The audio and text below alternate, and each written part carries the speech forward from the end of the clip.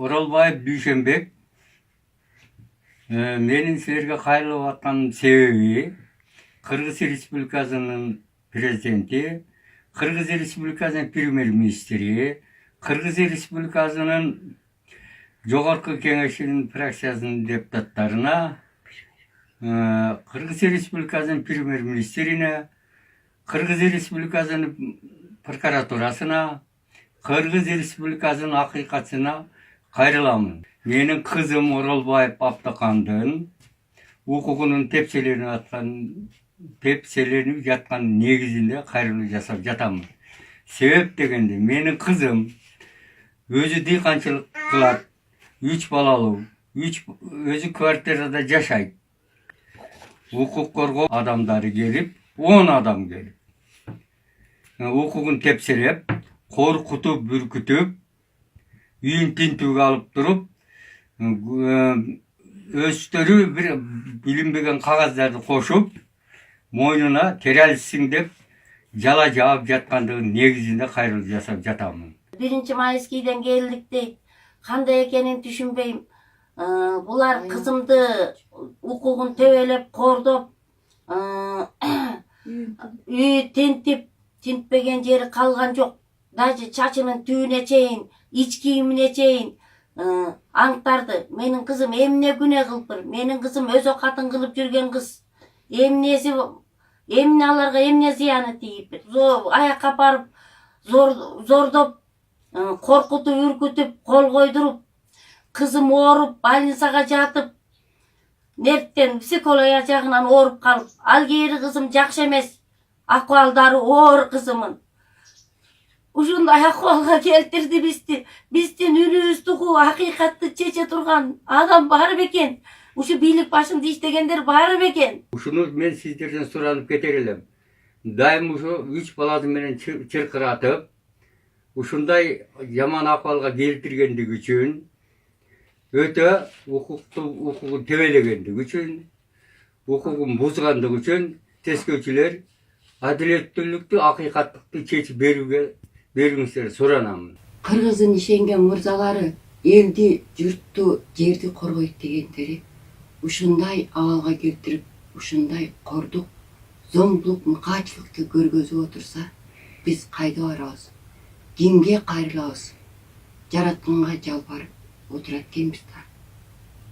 Жараткан өзү орозонун күнүндө өзү сактар, өзү акты караны чечер. Бул сиңдимдин эмне күнөөсү бар эле.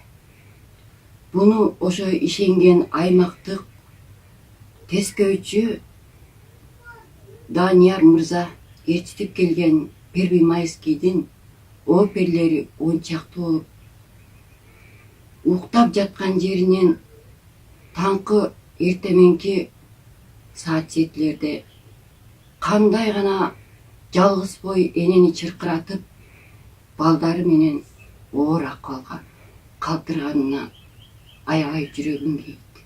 Булардын баласы жокпу? Бул келген тескөөчүнүн, оперлердин энеси жокпу? Эмне карындашы, эжеси жокпу? Кыргыздын ишенген мырзалары кайда барат? Деги эмне гана күндөрдү көргөзбөдү менин сиңдиме? Апарып алып, эмне гана кыйынчылыкты көргөзбөдү? Эмнени гана айтып коркутпады?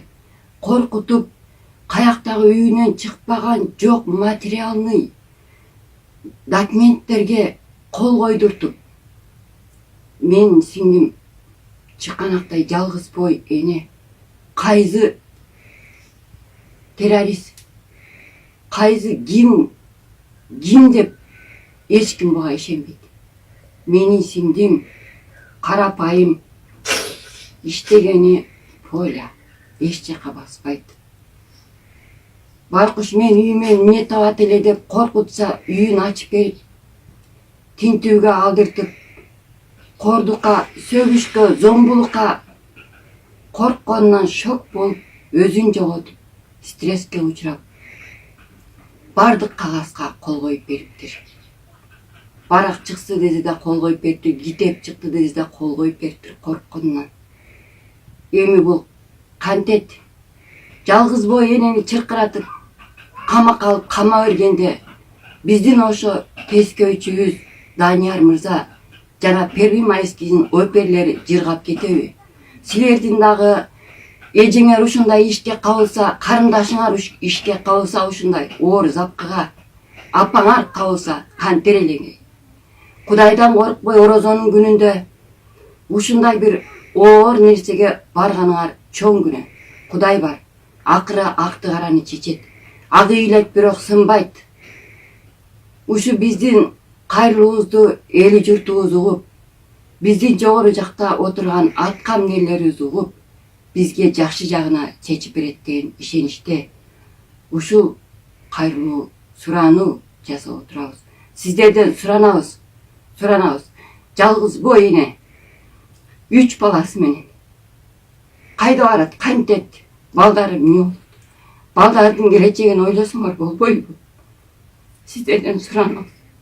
Жакшы жагына чечип бергиле.